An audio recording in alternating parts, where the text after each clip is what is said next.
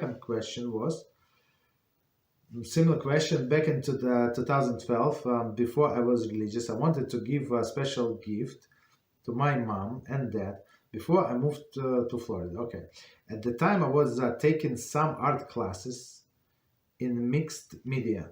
Okay, so I decided to make my mom and dad an oil painting of the Catholic Mary. Okay, I also had a picture.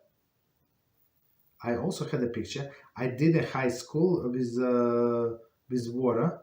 School with water. Color of JC. Okay, I gave it to them, and now they have it hanging on their walls, on their home. Wow, that's okay. And then showing them off to their friends who come over.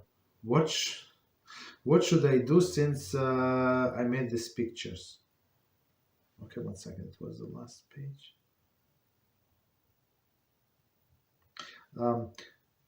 Do I have to wait until God forbid that pass away and claim them back and to destroy them?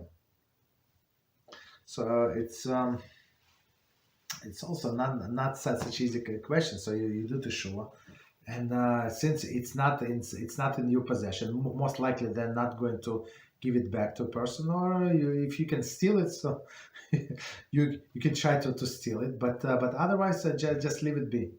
So I mean, it's not like a person put a stumbling block in front of this her parents, or his parents, right? Why? Because they would buy, they would see this picture, even the better picture in the store, and they would buy it from the store, right? So what can we do? So just leave it be. Don't worry about it.